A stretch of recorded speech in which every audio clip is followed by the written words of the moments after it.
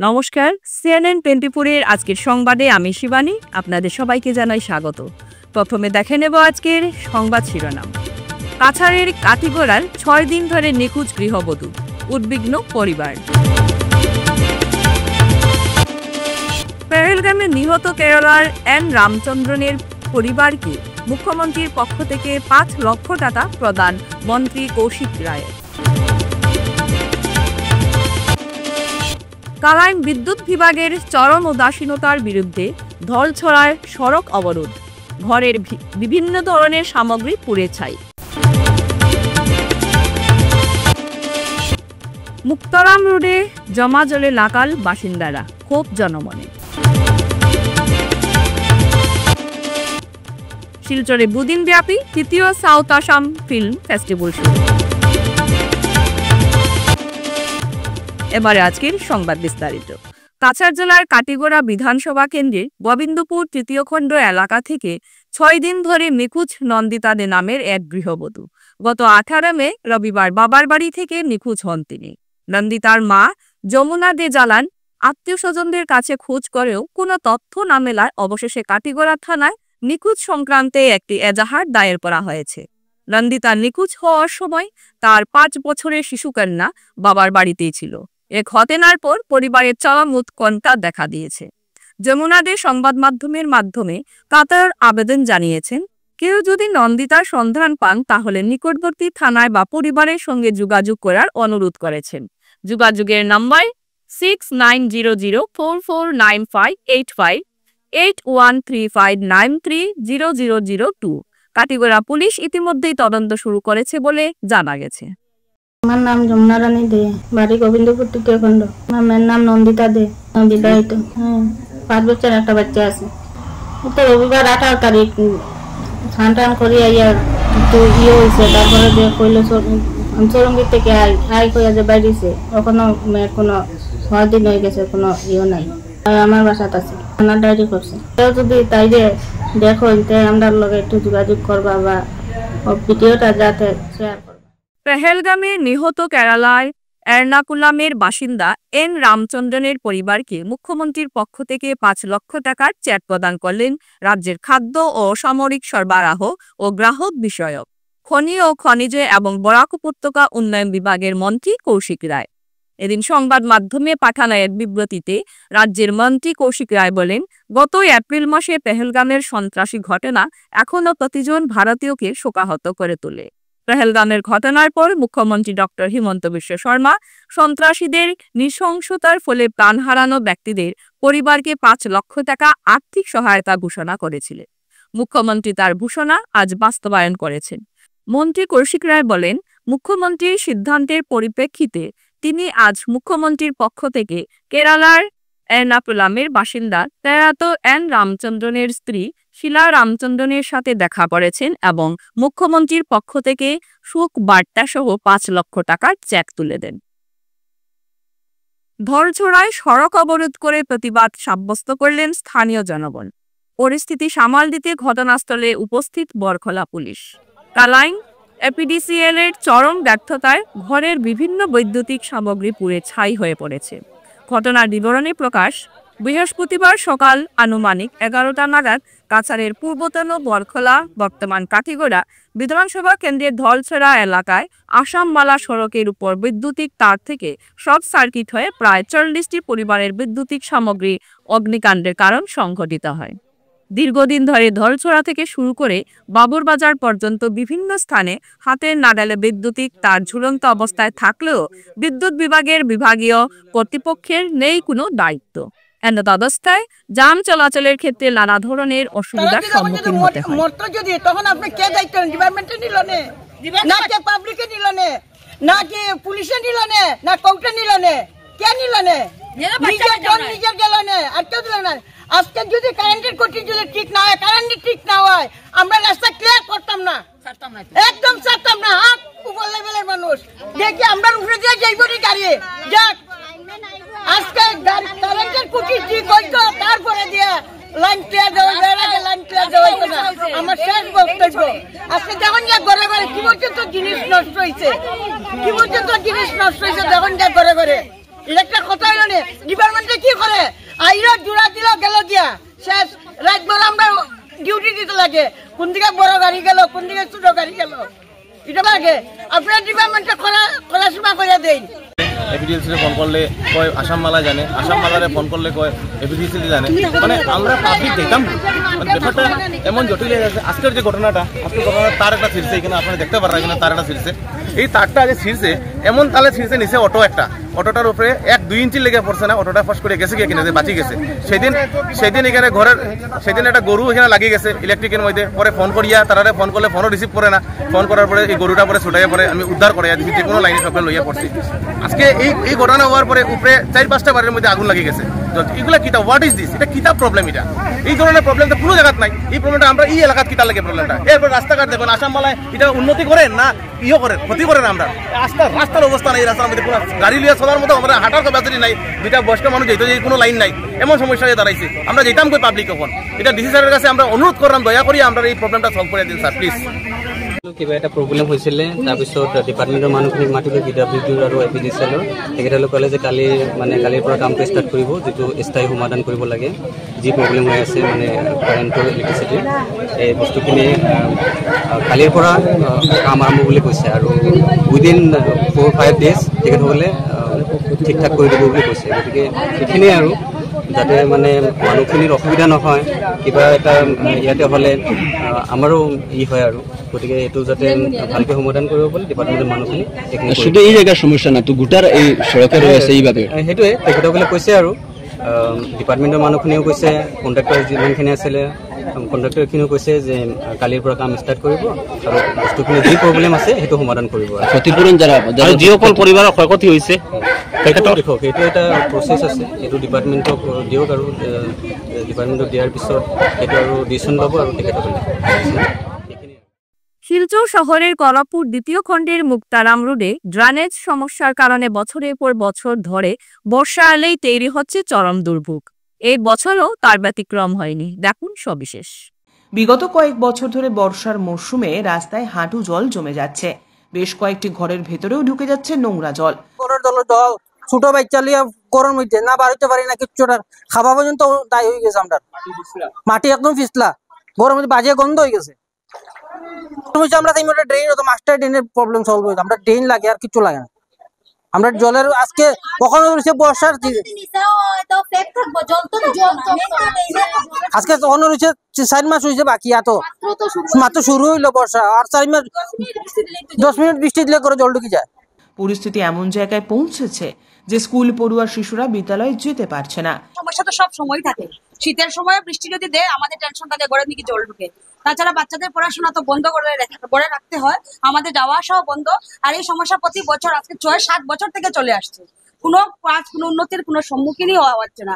আমরা ভোটও দেই, আমাদের পুরো ভোট বিজেপিতে যায়, কিন্তু আমাদের এই সমস্যা, আমরা কিছু বলতে চাই না। আমরা যাব দীপায়ন স্যারের কাছে অনুরোধ যে উনি শীঘ্র এটার জন্য কোনো একটা স্টেপ নিন। শিলচর টাউনে কোনো দিকেই জল নাই, একমাত্র মুক্তারাম গলিতেই জল। এত কষ্ট, এত জলের মধ্যে দিয়ে ঘরের ভিতরে পর্যন্ত জল। তো এখন কিরকম করে এরকম এটা সলিউশন করা যায়, এটা দীপায়ন স্যার একটা এটার ব্যবস্থা যেন নেওয়া হয়। দীপায়ন স্যারকে আমরা অনুরোধ করছি। 2 দিন পরে পরে বৃষ্টি দেয় ঘরে জল, বৃষ্টি দেয় ঘরে জল।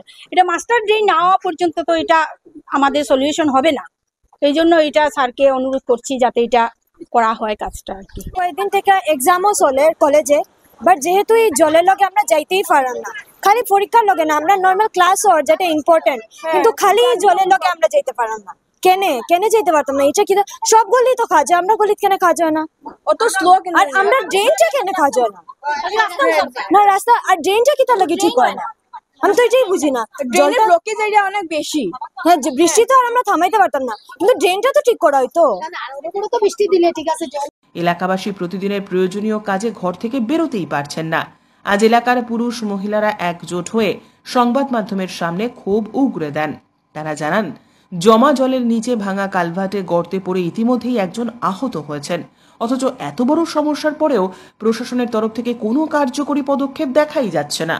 শিলচর শহরের যেটা সবচেয়ে বড় একটা বার্নিং ইস্যু, সেটা হলো যেটা বৃষ্টি 2-3 ঘন্টা দেওয়ার পরেই দেখা যায় গলিয়ে গলিয়ে এবং রাস্তায় রাস্তায় একটা জলের সমস্যা হয়, একটা মিনি ফ্লাড সিচুয়েশন ক্রিয়েট হয়। তো আজ এই গল্লি আমাদের এই শিলচর শহরের বুকের মিডিলে অবস্থিত এই গল্লি হলো কনকপুর মুক্তারাম রোড, যেখানে এখানে হলো 70 থেকে 80% হলো বিজেপি সাপোর্টার্স।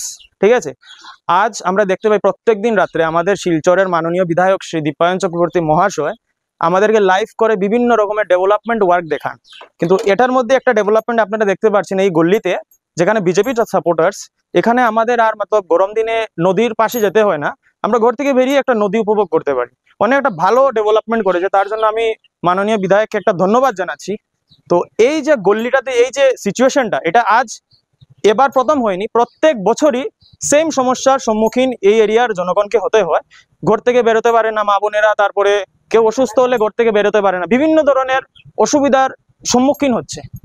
এখানের এই এরিয়ার যিনি প্রাক্তন কমিশনার ছিলেন, উনিও একজন বিজেপিরই কমিশনার ছিলেন। ওরা ভোটের আগে এসে এই এরিয়ার যারা জনগণ আছেন ওদেরকে মিথ্যা প্রতিশ্রুতি দিয়ে ভোট নিয়েছেন এবং জিতার পরে এই এরিয়াতে ওনাকে আর একবারও দেখা যায়নি।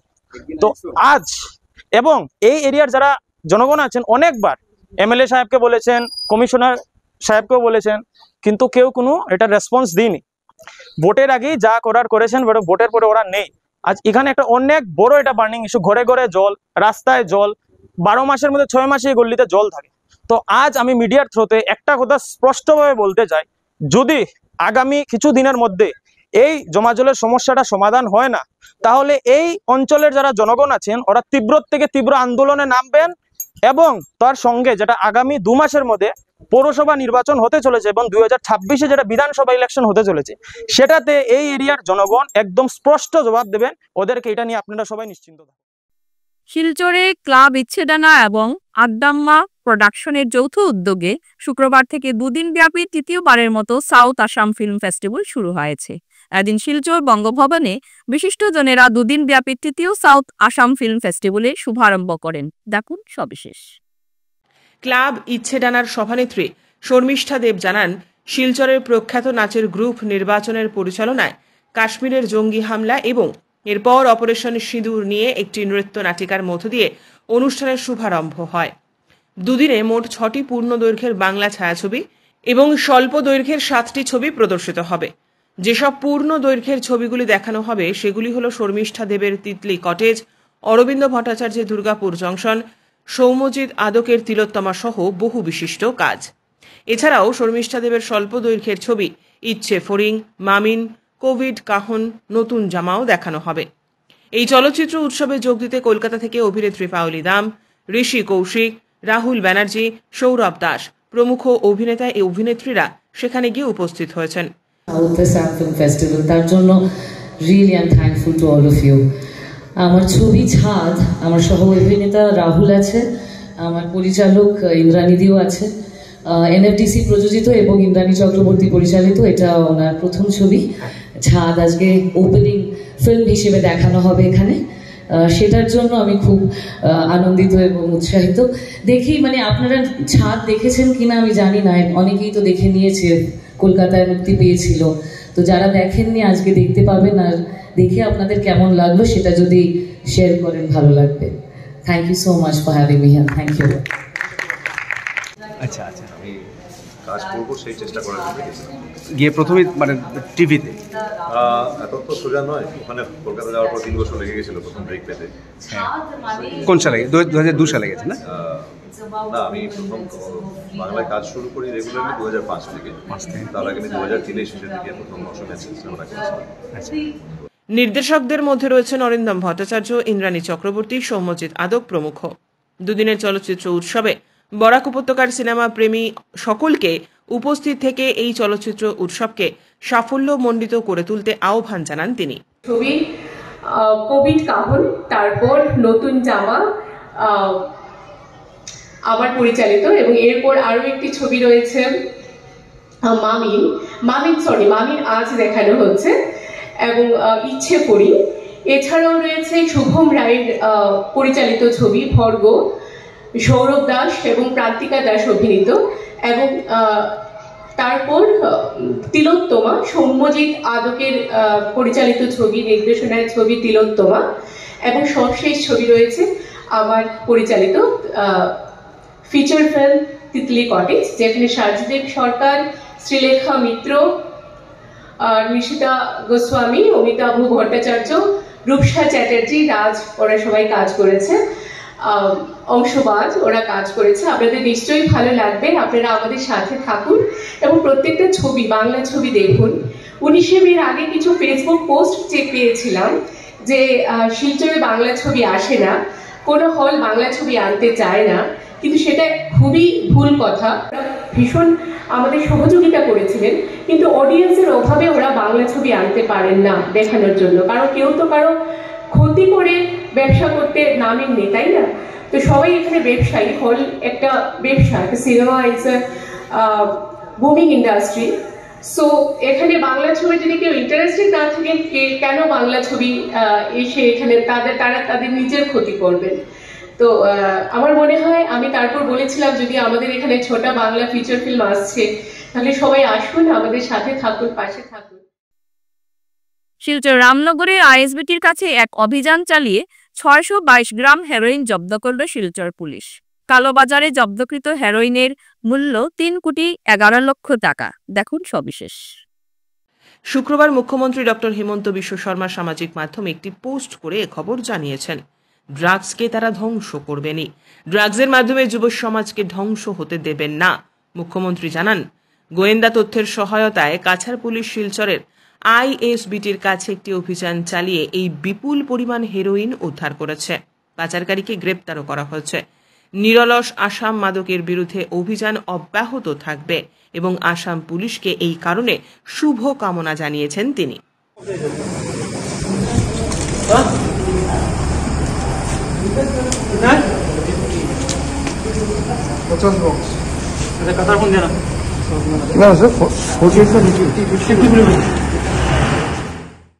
ফিরছি একটি বিরতির পর, আপনার সঙ্গে থাকুন। Welcome to DRG Dream School, where dreams take flight. Managed by the prestigious Ramanuj Gupta Memorial Charitable Trust, we bring world-class education right here in Silchar. DRG Dream School. We step into the classrooms which are designed to inspire. We are located in an eco-friendly environment and cutting-edge facilities. We will ensure that every child strives in the best possible way.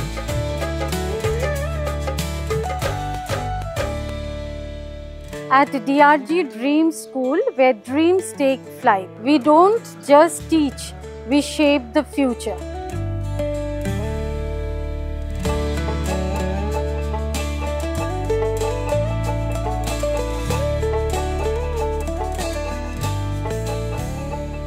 With hearts full of wonder, we learn and we play. Our passion for knowledge guides us every day. Our school is our haven, where love and learning grow. Dear parents, students and well-wishers, you all know Vivekananda Senior Secondary School, also known as Vivekananda Junior College, was established in 2003 at Chenkuri Road, Silchar, pin code 788007, having science, arts, commerce streams. Every year in HS examination, our students have been passing out with positions, distinctions, star marks and huge numbers of letters. In degree unit, we have Encipal Memorial Degree College, which was established in 2010 and affiliated under Assam University. Both of our institutions have been guided gracefully by the experienced and qualified faculties in well-infrastructure, environmental-friendly institution. সূর্য গুঁড়ো মশলা, সূর্য গুঁড়ো মশলা, সূর্য গুঁড়ো মশলা প্রায় প্রত্যেক বাড়ির মহিলাদের এবং অন্যান্যদের খুবই পছন্দের মশলা এই সূর্য গুঁড়ো মশলা। সূর্য গুঁড়ো মশলাতে বিশেষ বিশেষত্ব যে সব ধরনের গুঁড়ো মশলা তাজা, সতেজ এবং খাঁটিত্ব বজায় রাখার জন্য ইম্প্যাক্ট হ্যামার পালভাইজার মেশিন দিয়ে হলদি এবং জো ক্রেসার সহ স্টোন সেপারেটর মেশিন দিয়ে মরিচ, জিরা ও ধনিয়া গুঁড়ো করা হয়। পাইকারি ক্রেতাদের জন্য প্রায়ই থাকছে মশলা ক্রয়ের ওপর ডিসকাউন্ট এবং আকর্ষণীয় পুরস্কার। অবশ্যই আর দেরি না করে আজই যোগাযোগ করুন Surya supreme industries, water workers road, Silchar 1, Assam. Mobile number 8638269451 এবং 8638208868। Grace well hospital, Meherpur, Silchar. এখানে আপনারা পাবেন ডায়ালিসিস, এন্ডোস্কোপি, সোনোগ্রাফি, ইকোকার্ডিওগ্রাফি, এক্সরের মতো বিশেষ সুবিধে। উন্নত মানের ডাক্তারি পরিষেবার পাশাপাশি পাবেন আইসিইউ, এনআইসিইউ, ইনডোর, আউটডোর এবং যে কোনো রকম সার্জারি অত্যন্ত সুলভ মূল্যে এবং অত্যাধুনিক মানের। গ্রেস ওয়েল হসপিটাল বিভিন্ন ধরনের চিকিৎসা পরিষেবার পাশাপাশি এখানে আপনারা পাবেন বন্ধাত্ব কাটিয়ে মাতৃত্ব এবং পিতৃত্বের আশ্বাস। আপনার সুস্থ জীবনের লক্ষ্যে সর্বদা কাজ করে চলেছে গ্রেস ওয়েল হসপিটালের সদস্যবৃন্দ। ঠিকানা grace well hospital, Meherpur, Silchar 788015। আপনার সুস্থ এবং মঙ্গলময় জীবন কামনা করি আমরা।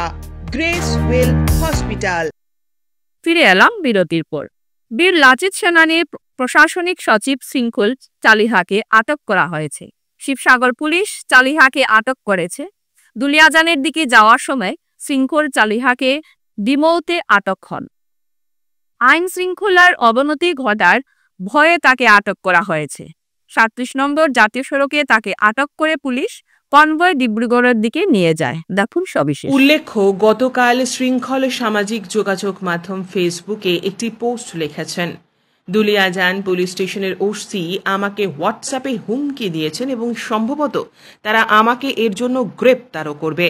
আমি সকলকে আহ্বান জানাচ্ছি, যদি আমাকে গ্রেপ্তার করে জেলে নিক্ষেপ করা হয় তবে কোনো কারণে আন্দোলনে স্তব্ধ করা উচিত নয়। ধন্যবাদ। জয় আই অসম। এই বলে তিনি এই পোস্টটি করেন।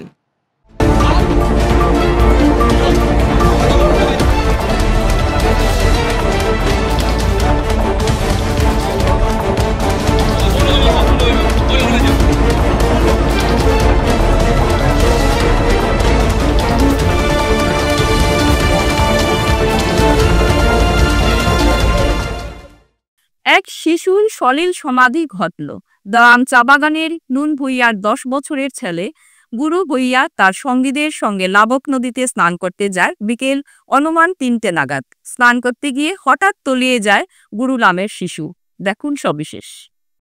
দেওয়ান চা বাগানের নুনু ভুইয়ার 10 বছরের ছেলে গুরু ভুইয়া তার সঙ্গীদের সঙ্গে লাবক নদীতে স্নান করতে যায় বিকেল 3টে নাগাদ।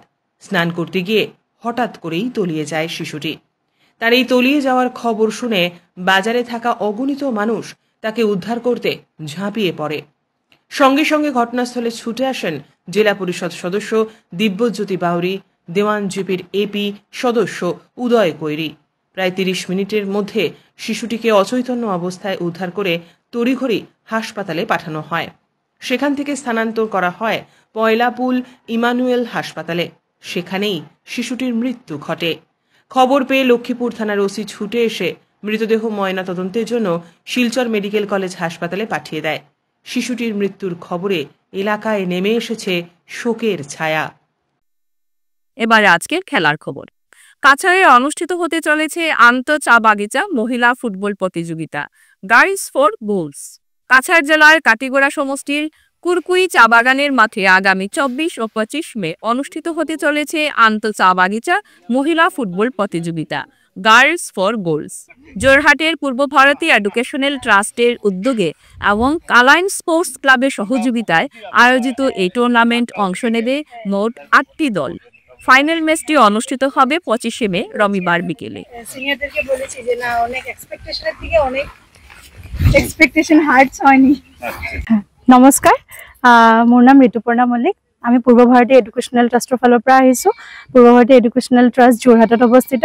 পূৰ্ব ভাৰতী এডুকেশ্যনেল ট্ৰাষ্টৰ ফালৰ পৰা গাৰ্লছ ফৰ গোলছ বুলি এটা টুৰ্ণামেণ্টৰ আয়োজন কৰা হৈছে। এই টুৰ্ণামেণ্টখন ফাৰ্ষ্ট আমি কাছাৰ ক্লাষ্টাৰত আয়োজন কৰিব লৈছোঁ, য'ত আমাৰ 8টা টিম অন্তৰ্ভুক্ত হৈছে। 8টা টিম কাছাৰ ক্লাষ্টাৰৰে হয়, কাছাৰ ডিষ্ট্ৰিক্টৰে হয়, বিভিন্ন বাগানৰ আছে ইয়াত। আমাৰ এই টুৰ্ণামেণ্টটোত এটা কথা আছে যে সম্পূৰ্ণ আদিবাসী ছোৱালীৰ দ্বাৰা টুৰ্ণামেণ্টটো পতা হৈছে, য'ত আমাৰ কাছাৰ ক্লাষ্টাৰৰ কাটিগড় স্পৰ্টছ ক্লাবৰ সহায়ত পাতিছোঁ আমি, য'ত আমাৰ সুদেশ দাস ছাৰে আমাক সহায় কৰিছে। আৰু আমাৰ যিকেইটা টিম ইয়াৰ পৰা আমাৰ ওলাব, চেম্পিয়ন আৰু ৰানাৰ আপ, যি দুটা টিম ওলাব, সেই দুটা টিম আমাৰ অহা ডিচেম্বৰ মাহত আমাৰ ফাইনেলখন পতা হ'ব। তাত ফাইনেল মেটচখন আয়োজন কৰা হৈছে, তাত যাব লাগিব। আৰু আমাৰ ইয়াত যিটো এতিয়া মেটচখন হৈছে, এইটো চিলেকশ্যন মেটচে হৈছে। আমাৰ 6টা জোনত হৈ আছে। আমাৰ অলৰেডি যোৰহাট আৰু লখিমপুৰ আৰু তিনিচুকীয়া জোনত খেল শেষ হৈছে। আমাৰ এতিয়া আজি শোণিতপুৰ ক্লাষ্টাৰত খেল হৈ আছে, আৰু আমাৰ কাইলৈ 24 আৰু 25 তাৰিখে কাছাৰ ক্লাষ্টাৰত খেলখন অনুষ্ঠিত হ'ব।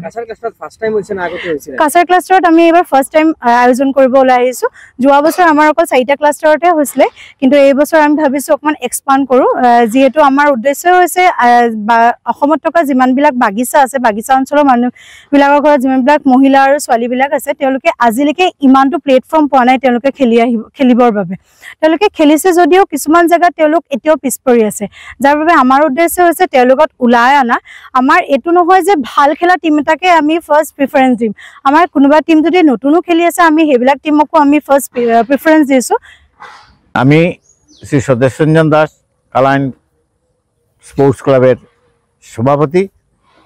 আমি অসংখ্য ধন্যবাদ জানাই পূর্ব ভারতী এডুকেশনাল ট্রাস্টের কর্মকর্তাদের, যে তারা একটা সুন্দর প্ল্যাটফর্ম সৃষ্টি করেছে এই আন্তর্জাতিক চা বাগিচার মহিলা ফুটবলের জন্য, এবং এটার দায়িত্ব আমাদের ক্লাবকে দিয়েছে। আমরা সর্বাঙ্গীনভাবে এই টুর্নামেন্টকে সাফল্য করতে পারি, এটার আমরা চিন্তাধারা মাথায় রেখেছি। এবং এখানে আগামী 24 ও 25 তারিখ শনি ও রবিবার 2 দিনের মধ্যে 8টি দল অংশগ্রহণ করেছে। তাদের খেলাধুলা করে আমরা রবিবারে ফাইনাল করে নেব। আমি কালাইনবাসী তথা কাটিগড়াবাসী সবাইকে আমন্ত্রণ জানাচ্ছি, তারা যেন এই খেলাটা এসে দেখে উপভোগ করে। আজ থেকে 4 দিনের জন্য শিলচর জেলা ক্রীড়া সংস্থার পরিচালনায় ৪র্থতম কৃপাময় রায় মেমোরিয়াল বার্ষিক টেবিল টেনিস প্রতিযোগিতা ডিএসএর ইনডোর হলে শুরু হয়। অনুষ্ঠানের শুরুতেই আমন্ত্রিত অতিথিদের উত্তরীয় পরিয়ে সম্মান জানানো হয়। অতিথিদের মধ্যে উপস্থিত ছিলেন মুখ্য অতিথি শিলচর ইন্ডিয়া ক্লাবের সচিব সুমন্ত দাস, ডিএসএর সভাপতি শুভব্রত দত্ত, সচিব অতনু ভট্টাচার্য, স্পন্সর পরিবারের সদস্যগণ প্রমুখ। এই খেলাতে বিভিন্ন বিভাগে প্রচুর সংখ্যক খেলোয়াড়রা যোগদান করেছে। আমি আন্তরিকভাবে ধন্যবাদ জানাচ্ছি যে নতুন টেবিল টেনিস কোচ আসবে, তার মানে নতুন রক্ত সঞ্চালন হবে আমাদের স্কুলের ক্লাবের জন্য। আমার অন্তঃস্থল থেকে ওনাকে আমি ধন্যবাদ জানাচ্ছি, এবং টেবিল টেনিসের পরিবেশটা সুন্দর করে রাখবেন। এখানে আরও যত একাডেমি ভালো হবে। আর ডিএসএ কথা বলেছেন, ডিএসএ কোনো ভেদাভেদ করে না, এটা আমিও মানি সবসময়। ডিএসএ আমাদের প্যারেন্ট করি, ডিএসএ আমাদের সবসময় গাইড করি। যে 70 সময় খুব অল আসাম টেবিল টেনিস হয়েছে, আমরা ডিএসএর কাছ থেকে মানে সবসময় সাহায্য পেয়েছি, এটা আমাদের টুর্নামেন্টটা করতে পারতাম। আর এই টুর্নামেন্টটা করার আমাদের একটাই লক্ষ্য ছিল যে আমাদের ছোটদের বেটাররা যাতে নিজের বাড়িতে ভালো খেলতে পারে, ভালো মানের খেলা খেলতে পারে, এবং ভালো মানের খেলাদের সঙ্গে জুঝতে পারে, যেটা করেছে ওরা। এবার হয়তো অনেকে সেইভাবে রেজাল্ট হয়নি, কিন্তু দিবিজা মাছ জিতেছে, টেনিস সিং জিতেছে, বিপরীতটা ভালো খেলেছে। তো আগামীতে আরো ভালো খেলবে, নর্থে নিয়ে আসবে। আগামীকাল শিলচর এসএনদেব স্টেডিয়ামে শিলচর জেলা ক্রীড়া সংস্থার পরিচালনায় ৬ষ্ঠতম তনিকা স্বামী Memorial prize money open knockout গ্রামীণ তহবিল প্রতিযোগিতা হবে। এ বিষয় নিয়ে জেলা ক্রীড়া সংস্থার তুলসী দাস বণিক কনফারেন্স হলে সভাপতি শুভব্রত দত্ত, সচিব অতনু ভট্টাচার্য, স্পন্সর দানশীর স্বামী এক সাংবাদিক সম্মেলনে একথা জানান। কনিকা স্বামী মেমোরিয়াল প্রাইজ মানি টুর্নামেন্ট, এই যে ভলিবল কম্পিটিশন, এইটার যে স্পন্সর পরিবারের পক্ষে 2 জন উপস্থিত আছেন, দেবাশিস স্বামী এবং দেবজ্যোতির স্বামী। আমি ওদেরকে জেলা ক্রীড়া সংস্থার পক্ষ থেকে আন্তরিক ধন্যবাদ ও কৃতজ্ঞতা জানাই, কারণ এরকম একটা সুন্দর টুর্নামেন্ট ওরা বিগত 6 বছর ধরে স্পন্সর করে যাচ্ছেন।